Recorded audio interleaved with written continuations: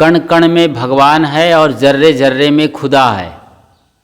इसको आज अच्छी तरीके से समझते हैं कि क्या सचमुच में कण कण में भगवान है और जर्रे जर्रे में खुदा है।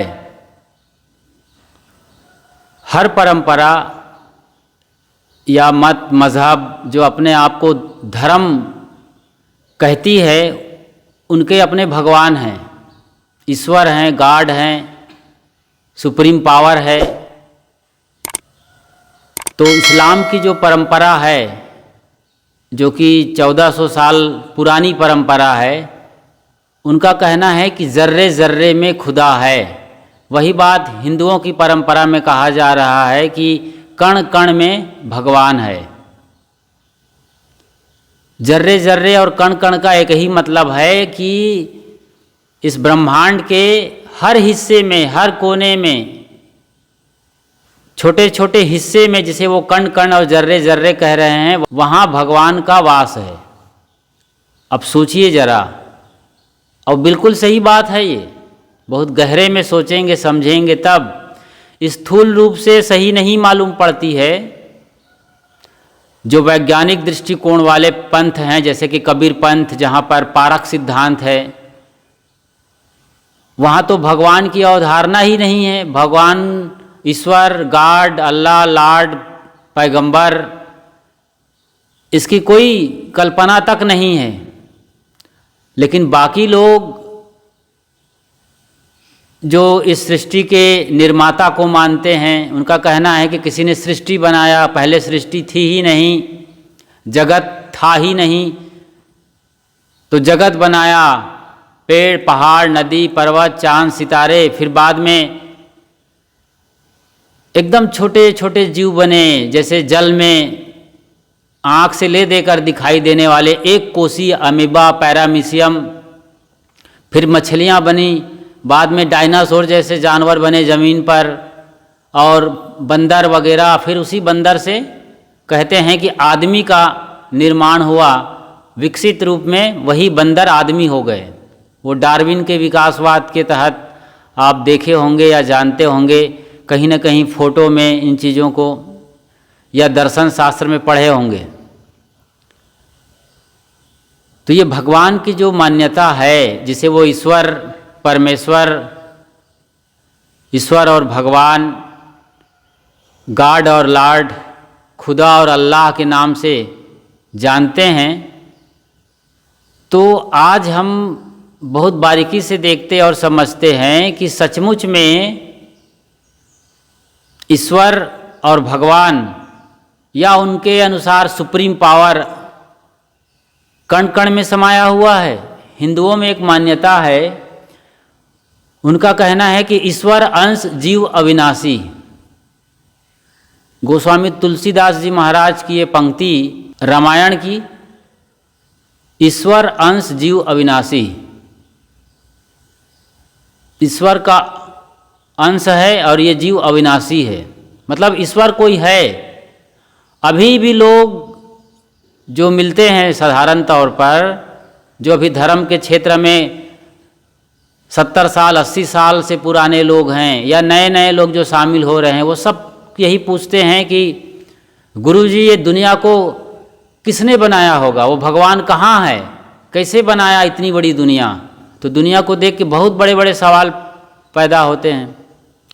मोबाइल को भी कोई बनाने वाला है, और मंगल मिशन के लिए जो मंगलयान बनाया, उसको भी कोई आदमी ने बनाया। जैसे कि अभी चंद्रयान पहुंचा है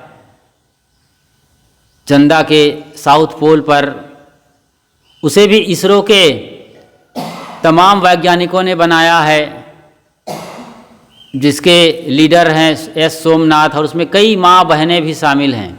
मतलब लेडीज़ पर्सन की भी औकात चांद तक पहुंच गई है। उन्होंने भी प्रोजेक्ट तैयार किया है। तो चंद्रयान बनाने वाले वैज्ञानिक हैं, मंगलयान बनाने वाले भी वैज्ञानिक होते हैं। हर चीज़ जो हम देखते हैं उसका कोई ना कोई बनाने वाला हमें मिल जाता है। तो इतने बड़े ब्रह्मांड को कोई बनाने वाला होगा, इसीलिए वो इस भगवान की अवधारणा के पीछे कोई ना कोई सुप्रीम पावर की सत्ता को मानते हैं। इसीलिए वो ये कह रहे हैं कि भगवान सर्वव्याप्त है, सर्वशक्तिमान है, अनंत ब्रह्मांड नायक हैं, वो हर जगह है, हर कहीं है और कभी भी कहीं भी मौजूद है, वो कुछ भी कर सकते हैं। आकाशवाणी रायपुर में एक चिंतन आता है सवेरे सवेरे 5:30 बजे आता है या उसी टाइम पे, उसी के आसपास आता है। उसमें एक बार बात निकल के आई थी कि एक भगवानवादी या धार्मिक आस्था का, जिनकी आस्था किसी न किसी भगवान में है, उनका ये कहना है कि भगवान सब कुछ कर सकता है, कुछ भी, कभी भी, कहीं भी कुछ भी कर सकता है, इतनी ताकत का है वो। तो एक जो खोजी आदमी था, भगवान की खोज कर रहा था, अपने बुद्धि और विवेक का इस्तेमाल करने वाला था, उसने पूछा चलो आपका भगवान कहीं भी कभी भी कुछ भी कर सकता है, तो क्या आपका भगवान इतना बड़ा पत्थर बना सकता है? बढ़िया से समझिएगा। तो क्या आपका भगवान इतना बड़ा पत्थर बना सकता है कि वो खुद भी ना उठा सके? कंडीशन लगा दिया उसने, क्योंकि कुछ भी कर सकता है, कहीं भी कर सकता है, तो इतना बड़ा पत्थर, विशाल पत्थर, भारी भरकम, जैसे गांव के साइज का, कई किलोमीटर लंबा चौड़ा पत्थर बना सकता है, क्योंकि वो कुछ भी कर सकता है। भगवान के लिए कहा जाता है कि कुछ भी उसके लिए नामुमकिन जैसा शब्द ही नहीं है, हर चीज़ मुमकिन है। उसके पास इतनी शक्ति और ताकत, उसकी सबसे बड़ी औकात वाले हैं, वो कुछ भी कर सकते हैं। तो इतना बड़ा पत्थर बना सकते हैं, बिल्कुल सही बात है, क्यों नहीं बना सकते हैं? उस मान्यता के अनुसार वो बना सकते हैं, लेकिन शर्त ये है कि खुद भी ना उठा सके, क्योंकि कुछ भी कर सकते हैं तो ऐसा भी तो हो सकता है खुद भी ना उठा सके। तब सोचने पे मजबूर हुआ आदमी कि ऐसा नहीं हो सकता है कि खुद भी ना उठा सके, तो फिर भगवान कमज़ोर हो गया, इतना बड़ा पत्थर कैसे बना दिया? चलो बना दिया तो उठा भी नहीं सकता। अब भगवान यहाँ पे फंस गया उसकी मान्यता के अनुसार। मतलब ऐसा जब आप सवाल करते हैं, पूछते हैं, तब जाके समाधान निकलता है।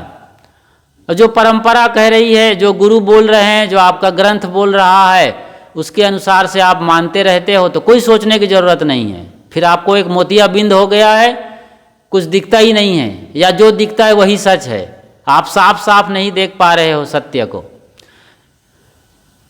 तो जर्रे जर्रे में खुदा है। और यदि आप पारक सिद्धांत को समझते हैं, जो सदगुरु कबीर साहब का पक्का सिद्धांत है, पारक सिद्धांत, जहाँ पर कोई भ्रम और अंधविश्वास नहीं है, कोई मान्यता नहीं है, जो गप कहानियों की मान्यता होती है, कि जहाँ सदगुरु कबीर साहब के लिए भी पौराणिक कबीरपंथी, एक है पारक सिद्धांत वाले पारखी और एक पौराणिक कबीरपंथी। पौराणिक कबीरपंथी मानते हैं कि सदगुरु कबीर साहब आकाश मार्ग से एक रोशनी के तरीके से आए और कमल फूल पर आकर के बालक का रूप ले लिया, प्रकट हो गए। प्रकट होना मानते हैं, चमत्कारिक रूप है। लेकिन जो पारक सिद्धांत है, उनका कहना है कि सारी दुनिया वैज्ञानिक दृष्टिकोण से और कारण कार्य की व्यवस्था से चलती है, कुछ होने से कुछ होता है। ऐसे ही छू मंत्र का खेल नहीं है। अब रोशनी कहाँ से आ गई, रोशनी कौन भेजा, रोशनी निकलने की बिंदु वाली जगह कौन सी है, कैसे एक रोशनी या पराबैंगनी किरणें जिसको वैज्ञानिकों ने खोजा है, वो कैसे बालक का रूप ले लिया। और कमल फूल इतना छोटा होता है, बहुत बड़ा कमल फूल होगा तो मुश्किल से 2 किलो 4 किलो का भी हमने तो देखा नहीं है। कल्पना करें, मान लो 2-3 किलो का होगा, उसकी डंडी बहुत कमज़ोर होती है, उस पर 2.5-3 किलो का बच्चा कैसे ठहर जाएगा?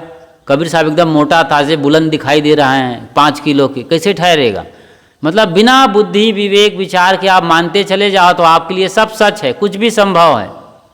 लेकिन जब आप सवाल खड़े करते हैं किताबों पर, गुरु पर, मान्यता पर, धर्म पर, तब आप सत्य के खोजी बनते हैं। ऐसे ही सत्य की खोजी हम सबको बनना है और समझना है।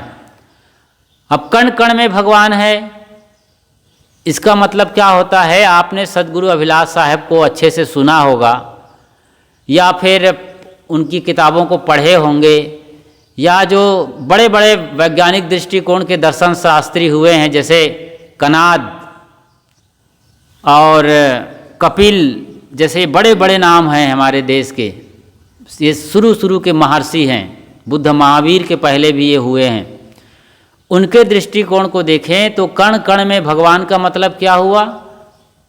कण मतलब परमाणु।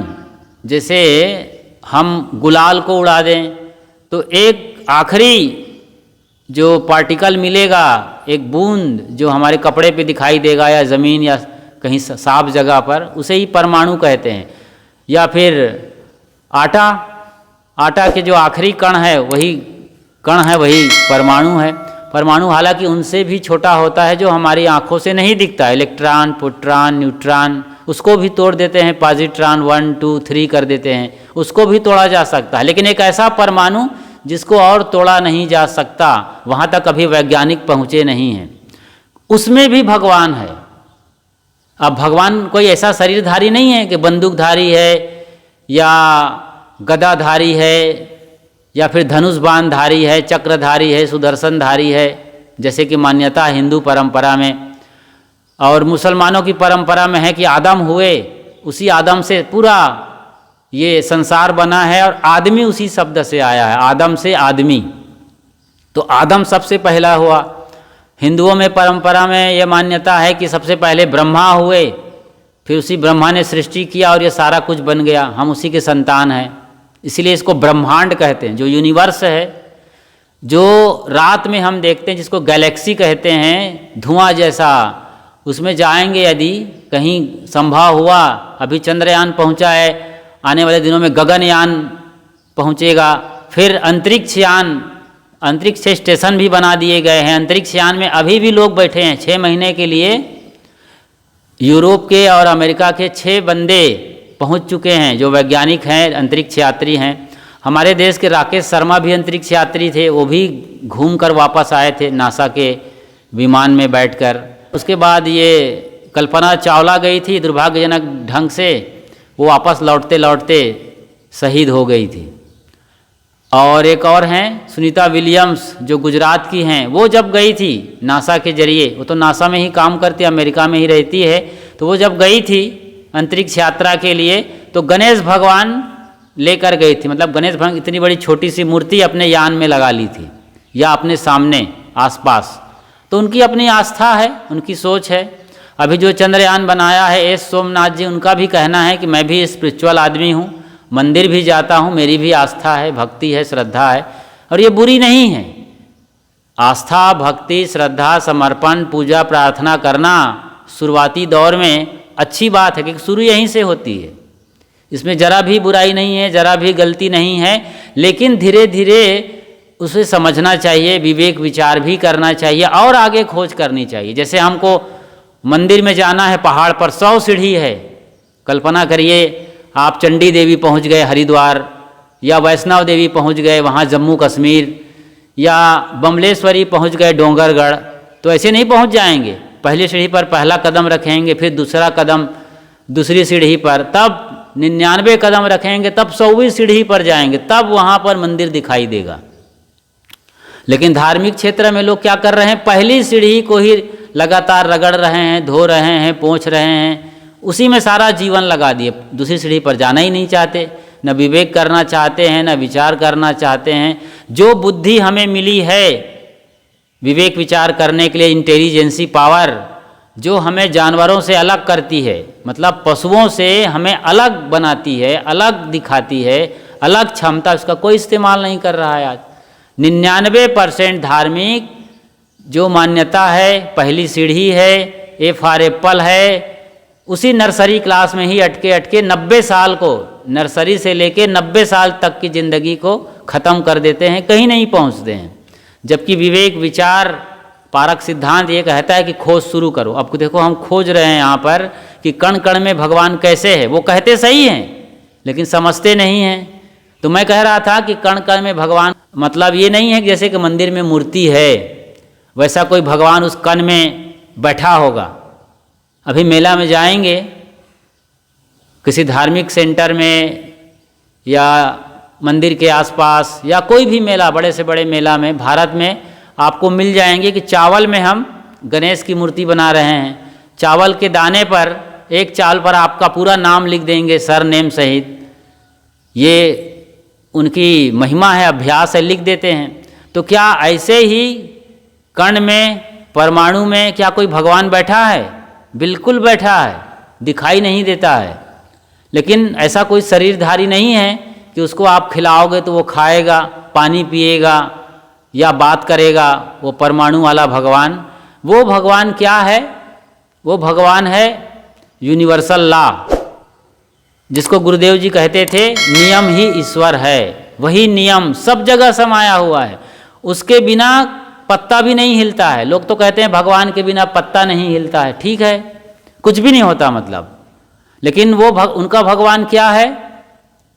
शरीरधारी, ब्रह्मा, विष्णु, महेश, राम, कृष्ण या फिर दुर्गा जैसी जो शक्ति हैं, रणचंडी, दुर्गा और पार्वती या अम्बा, ऐसे कई नाम हैं उनके। ये हिंदुओं की परंपरा की मान्यता है। ऐसे ही ईसाइयत की परंपरा में वहाँ भी मान्यता है कि ईसा मसीह या उसके पहले और जो भी हुए हैं, यहोवा, यूहन्ना, सब उनके जरिए ये सृष्टि का निर्माण हुआ है।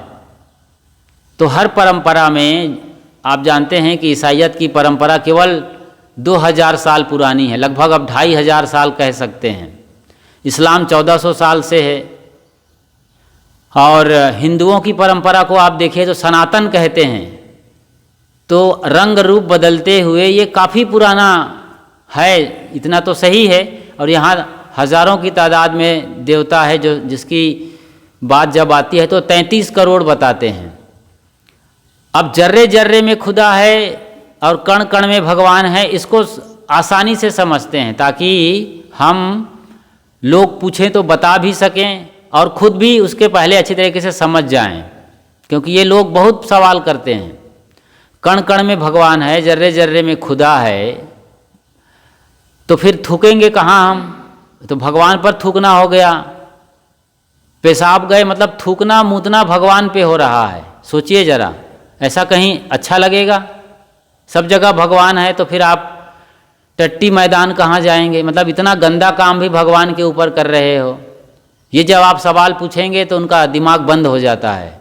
अरे ऐसा तो सोचे ही नहीं थे, क्योंकि बुद्धि और विवेक का इस्तेमाल ही नहीं कर रहे हैं। अब भगवान के लिए कहा जाता है कि उनके बगैर पत्ता नहीं हिलता, वो सारा कुछ करते हैं।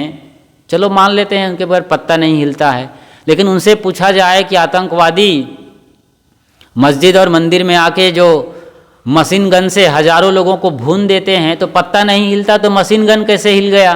तब कोई उत्तर नहीं है उनके पास। और उसी की प्रेरणा से सब कुछ हो रहा है, तो भाई वो आतंकवादी भी तो उसी की प्रेरणा से मार रहा है। तब फिर चुप हो गए, पत्ता नहीं हिलता, उसी की प्रेरणा से सब कुछ होता है तो सब कुछ वही कर रहा है। भगवान सब कुछ करता है। मतलब अभी पूरे हिंदुस्तान में धान बोया गया है, अरबों खरबों हेक्टेयर में अरबों खरबों टन धान के बीज बोए गए हैं। अभी फसल लहलाने लगी है, तो इतना सारा बीज जिनकी कोई गिनती भी नहीं की जा सकती है, इतना बीज धरती पर बोया गया है लगभग हफ्ते 10 दिन के अंदर अंदर, और सारे बीज पैदा हो गए हैं। जो खराब होंगे वो नहीं हुए होंगे, लेकिन अधिकतम बीज पैदा हो गए। अब लहला रही है फसल। तो जब बीज धरती में गया तो कौन भगवान था जो फोड़ फोड़ करके हर बीज को पैदा कर रहा था? इतना। और अभी गेहूं का मौसम आएगा तब भी यही हाल रहेगा, तो क्या गेहूं को दाने को फोड़ फोड़ करके भगवान पैदा करेगा? यदि इतना बड़ा कारोबार उसको करना पड़े एक एक दाने को फोड़ फोड़ करके, तो भगवान तो पगला जाएगा और उसे कहीं ना कहीं तिहाड़ जेल में ले जाना पड़ेगा, जो पागल हो जाएगा, आउट ऑफ कंट्रोल हो जाएगा इतने सारे दानों को। ऐसा कोई भगवान नहीं है कि सारे कर्म फल वो देता हो। भगवान की खोज क्यों हुई? भगवान की कल्पना ही इसीलिए हुई है, भगवान का आविष्कार। लोग कहते हैं कि भगवान ने दुनिया को बनाया है। सच तो यह है कि दुनिया वाले लोगों ने, मतलब आदमी ने, दुनिया वालों ने भगवान को बनाया है। और भगवान के बनाने या होने के पीछे बड़ा कारण क्या है? सृष्टि निर्माता के रूप में, मतलब सृष्टि बनाया, ब्रह्मांड बनाया, संसार बनाया, यूनिवर्स बनाया, इसके लिए भगवान चाहिए। दूसरा है कर्म फल देने के लिए, हम जो कर्म करते हैं उसका फल कौन देगा? तो भगवान देगा। वो हिसाब किताब पूरा डेटा रखता है। चित्रगुप्त उसके पास बैठे हैं और वो पूरा हिसाब किताब हमारा रिकॉर्ड ले रहा है, और आखिरी में उसी रिकॉर्ड फाइल के तहत हमारा जो है डिमोशन या प्रमोशन होगा। या तो नीची खानी में जाएंगे, पशु योनि में, कीट पतंग, कीड़े मकोड़े, नाली के कीड़े जैसे, या फिर अच्छा काम किएंगे तो स्वर्ग लोक जाएंगे। स्वर्ग लोक जैसी तमाम कल्पना हर मत मजहब परंपरा में है, वहाँ जाके आराम से बैठेंगे और वहाँ सब दास दासियाँ हैं, खाने पीने का अनलिमिटेड साधन सुविधा है, कोई कमी नहीं है वहाँ पर, सब मिलेगा, सारे भोग अनलिमिटेड रूप में मौजूद हैं, ये मान्यता है। और तीसरा है मुक्ति देने के लिए, तीसरी कल्पना, पहला सृष्टि निर्माता, दूसरा कर्म फल भोग देने वाला, और तीसरी जो बड़ी बात है वो है मुक्ति देने वाली। तो मुक्ति देने वाले मुक्तिदाता भगवान, इसके लिए भगवान की कल्पना की गई है। जबकि ये सब कुछ अपने आप हो रहा है, सृष्टि कभी बनी नहीं है, आप अच्छी तरीके से जानते हैं। तो सार बात को यहाँ हम समझते हैं कि जर्रे जर्रे में भगवान है, या खुदा है, अल्लाह है, ऐसे ही कण कण में भगवान, पैगंबर, गॉड और लॉर्ड है, सुप्रीम पावर है। इसका क्या मायने हुआ कि पूरी दुनिया कारण कार्य व्यवस्था से चल रही है, और वो कारण और कार्य, कारण कार्य का मतलब होता है कि कुछ कार्य होता है, उसके पीछे कारण है। जो भी कुछ कार्य मतलब कुछ बनता है, बिगड़ता है। जैसे पानी गिरा तो उसके पीछे कारण क्या है? बादल बना। बिना बादल के पानी आज तक कभी ना गिरा है, ना गिर सकता है। चलो बादल बन गया, या बादल उसका कारण है, तो बादल का कारण क्या है? पानी है। पानी ऊपर कैसे गया? तो सूरज की गर्मी से भाप बन के पानी ऊपर गया। ऊपर गया पानी, मतलब पानी कहीं है, कहाँ है? समंदर में है। तो ये चक्र चला, ऊपर गया, भाप बन के बादल बना, वहाँ पर प्लस आयन और ऋण आयन का टक्कर हुआ, बिजली कड़की और आवाज़ आई, और फिर पानी गिरना शुरू हो गया। वो पानी कहाँ चला गया? बह करके नदी नाले के जरिए फिर उसी समंदर में। तो एक चक्र बन गया। तो कारण क्या है? ये जड़ पदार्थ जो हैं, मिट्टी, पानी, आग, हवा, इसमें जो उनके गुणधर्म है, उसी गुणधर्म से पूरा संसार चल रहा है। यही गुणधर्म मिट्टी, पानी, आग, हवा का पूरे संसार में, यानी जर्रे जर्रे में और कण कण में समाया हुआ है। जैसे ये माइक के ऊपर ये स्पंज वाला बैंड लगा हुआ है, इसको देख रहे हैं? ये पीला रंग है। पीला रंग है मतलब क्या हुआ? इसमें सूरज है। जहाँ भी रंग है वहाँ पर सूरज है। कोई भी रंग हो सकता है। 7 रंग बहुत बड़े पैमाने पर समझा जाता है, लेकिन 7 रंग से 7,000 रंग बना लिया आजकल लोगों ने मिला जुला करके। तो जहाँ भी रंग है वहाँ सूरज है। अब इसको हम जलाएंगे तो यहाँ से धुआं निकलेगा, वो जलेगा, ये तब भी वो सूरज का प्रतीक हो गया, जलेगा। धुआं जो जा रहा है वो हवा है। हवा है तभी तो ऊपर जा रहा है, क्योंकि सूरज ऊपर है। बिना हवा के इसका जो जलेगा वो धुआं ऊपर नहीं जाएगा। मतलब हवा भी देख लिया हमने, इसमें हवा भी है, इसमें सूरज माने आग भी है, मिट्टी, पानी। अब पानी क्या है? पानी वही है जो धुआं बन रहा है, जो हल्का सा उसमें जो गंध आएगी आपको, वो पानी का ही गुण है। और धुआं जैसा बन के ऊपर जा रहा है, वो भाप या धुआं वो हो गया। अब मिट्टी, ये जब जला देंगे तो कुछ ना कुछ राख निकलेगी इससे, तो वो राख मिट्टी है। ऐसे ही ईंट को भी समझ, एक ईंट में रंग है लाल रंग का, ईंट तो मिट्टी है ही। उसको फोड़ेंगे तो बीच में जो बारीक परमाणु के बीच जगह है वहाँ पर हवा है, और उसको कितना कूटिएगा तो कहीं ना कहीं हल्की सी नमी दिखाई देगी। कितना भी सूखा होगा लेकिन उसमें पानी के बहुत कम मात्रा में अंश हैं। मतलब ये पांचों चीज, मिट्टी, पानी, आग, हवा और आकाश, ये एक साथ ही रहते हैं, कभी अलग नहीं होते हैं। मात्रा कम ज़्यादा भर होती है बस। ऐसे ही किसी भी अपने कपड़े को भी जला के देख के सारी चीज़ों को चेक कर सकते हैं, सब एक साथ ही होते हैं। हाँ, कहीं पर कोई ज़्यादा है, कोई कम है। और आकाश मतलब अवकाश, खाली जगह, वहाँ पर ये सब पूरा ब्रह्मांड और संसार है। तभी तो चंद्रयान पहुँचा है खाली जगह में चलते तैरते हुए वहाँ तक। ठोस जगह होती तो कहाँ पहुँचते हम, नहीं पहुँचते। तो एक बीज जाता है धरती में, भगवान कोई फोड़ता नहीं है, एक बीज जाएगा, बीज में उनके अपने गुण हैं। क्या गुण है? पैदा होने का, बीजी असर कहते हैं। एक गुण धरती में गया और अब उचित नमी, पानी, खाद, हवा, समझ रही है, उचित पानी, खाद, हवा, प्रकाश सब मिला तो ये मिलते जुलते एक ऐसा संयोग बनता है, बीज के अंदर ऐसी गर्मी और उष्मा और ऊर्जा आ जाती है कि बीज जो है अपने अंदर से खोल को फोड़ करके अंकुरित हो जाता है, जड़ फेंकता है। पहले जड़ ऊपर तरफ दिखाई देता है, फिर वो जड़ धीरे से, ज़मीन का गुण है, वो ज़मीन के गुण को ले लेता है और वहाँ से पानी, खाद सब ले रहा है, फिर सूरज से, आकाश से हवा और प्रकाश ले रहा है।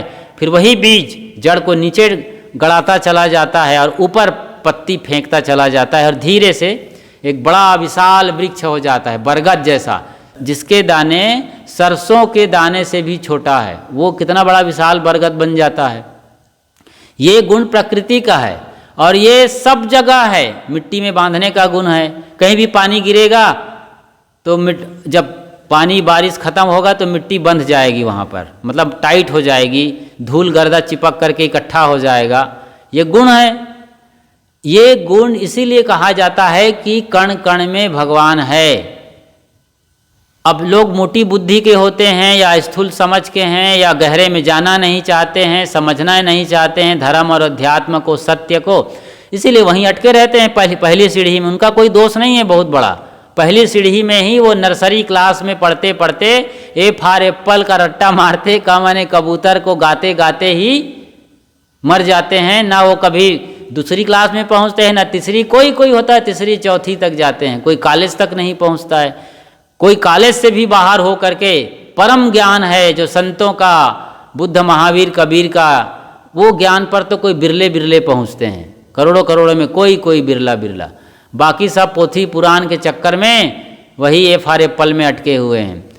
इस तरीके से नियम जो यूनिवर्सल लॉ है, जिसे विश्व का शाश्वत नियम कहा जाता है, वही कण कण में समाया हुआ है। इसीलिए लोग कहते हैं कि कण कण में भगवान है, जर्रे जर्रे में खुदा है। तो उनका कहना गलत नहीं है, शायद वो परंपरा छूट गई सत्य को कहने और जानने की, इसलिए लोग मोटी बुद्धि लगा देते हैं और कण कण में भगवान मान लेते हैं और हर जगह पूजा करते हैं। हर जगह पूजा करना भी बुरा नहीं है, लेकिन जैसे पेड़ों में धागा लपेटना, इसको यदि समझा जाए तो पीपल हमें ऑक्सीजन देता है 24 घंटे, तो धागा लपेटना पकड़ लिया, ऑक्सीजन को भूल गए। हमारे पुरखे समझदार थे, वो भगवान से जोड़ दिए, परंपरा से जोड़ दिए, आस्था से जोड़ दिए, भक्ति से जोड़ दिए। लेकिन हम लोग आज धागा लपेटना पकड़ लिए हैं, या बड़े बड़े जो कर्म कांड हैं वही पकड़ लिए हैं, फूल चढ़ाना, पानी ढालना और चंदन तिलक लगाना। अरे चंदन वहाँ नहीं लगाना था, चंदन अपनी खोपड़ी पर लगाना है। चंदन का गुण शीतल होता है, ये भूल गए और चंदन वहाँ भगवान की मूर्ति पर लगाना शुरू कर दिए। वहाँ भी लगाओ, कोई बात नहीं, लेकिन असली चंदन अपने माथे पर लगाएं ताकि हमारा मन मस्तिष्क शांत रहे, ठंडा रहे।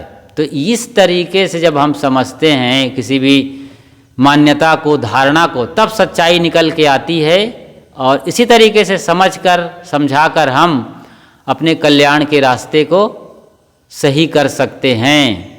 तो जर्रे जर्रे में खुदा और कण कण में भगवान का मतलब ऐसा नहीं है कि कोई स्थूल रूप में शरीरधारी भगवान बैठा हुआ है और उसे डरना चाहिए, उसे बचना चाहिए। ये हो ही नहीं सकता, व्यवहार ही नहीं बरत सकते हैं यदि ऐसी मान्यता।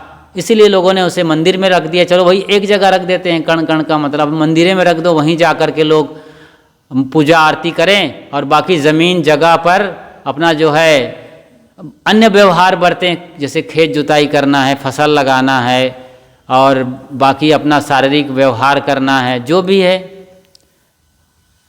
तो इस बात को बहुत बारीकी से समझना चाहिए और समझाना चाहिए। बस इतनी सी बात आज की रही है। बोलिए श्री सद्गुरुदेव की साहेब बंदगी साहेब।